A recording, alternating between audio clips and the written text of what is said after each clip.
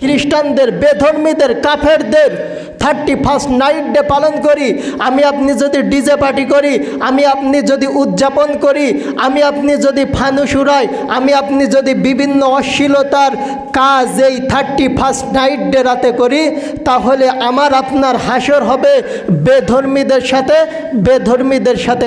এই 31st night day যদি আমি আপনি পালন করি, তাহলে আমাকে আপনাকে রব্বুল আলামিন 5টা শাস্তি দিবেন। কয়টি বলেন?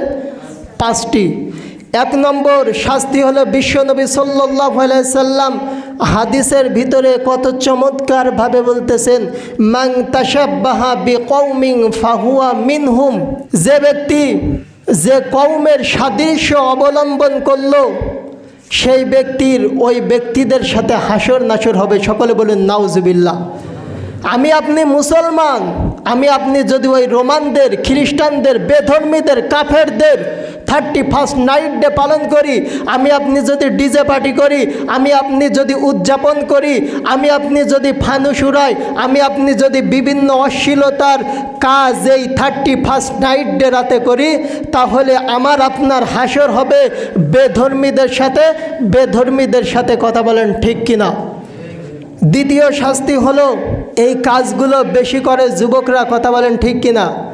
আল্লাহ রব্বুল আলামিন কিয়ামতের ময়দানে একজনকেও সামনে মুখে যেতে দিবেন না। তার মধ্যে একটা প্রশ্ন হলো, হে যুবক, তুমি তোমার যৌবনের সময় কোন কাজে কাটিয়েছো? আমি আপনি যদি বলি 31st নাইট ডে রাতে ডিজে পার্টি করে কাটিয়েছি, সেদিন বাঁচার কোনো লাইন আছে নাকি? না। 3 নম্বর শাস্তি হলো, যে ব্যক্তি বিসমিল্লাহ বলে কোনো কাজ করে না, সেই কাজটি লেজ কাটা অবস্থায় থাকে। কি অবস্থায় থাকে বলেন? লেজ কাটা অবস্থায়। একটা গরু খুব সুন্দর কিন্তু লেজ নেই, তার মানান আছে নাকি? মানান নাই। তাহলে যে ব্যক্তি বিসমিল্লাহ বলে কোনো কাজ করে, বিসমিল্লাহ না বলে কোনো কাজ করে, তাহলে তার কাজটি লেজ কাটা অবস্থায় থাকে। এবার যে 31শে ডিসেম্বর থেকে 12টার পরে 1 তারিখ আসতেছে, নতুন সাল শুরু হচ্ছে, নতুন বছর আসছে, আপনি যে ফানুস উড়িয়ে, পটকাবাজি করে, ডিজে পার্টি করে, বিভিন্ন অশ্লীল কাজ করে যে আপনি বছরের শুরু সৃষ্টি করছেন, তৈরি করছেন, এই বছরের শুরুতে আপনার বিসমিল্লাহ নাই, হারাম কাজে আপনি জড়িত, তাহলে বলুন আপনার এই বছরটা ভালো কাটবে না মন্দ কাটবে? মন্দ কাটবে। এই বছরের মধ্যে আপনার বালা মুসিবত থাকবে বেশি। আপনার সন্তানের বালা মুসিবত হবে, আপনার স্ত্রীর বালা মুসিবত হবে, আপনার বালা মুসিবত হবে, এবং আপনি যত ইনকাম করবেন এই ইনকামের মধ্যে বরকত থাকবে নাকি? থাকবে না। রসুলের স্পষ্ট হাদিস। 4 নম্বর শাস্তি হলো, যে ব্যক্তি 31st নাইট ডে পালন করবে, রব্বুল আলামিন তাকে জিনার গুনাহ দিবেন। কিসের গুনাহ? জিনার গুনাহ। আপনাদের প্রশ্ন থাকতে পারে, আমি আপনি তো জিনা করি না, এই যে বক্স বাজিয়েছেন, হারাম গান শুনেছেন, কানে জিনা, আপনি মুখে মানুষদেরকে গালি দিয়েছেন, বিভিন্ন অশ্লীল কথা বলেছেন, কথার জিনা, মুখের জিনা।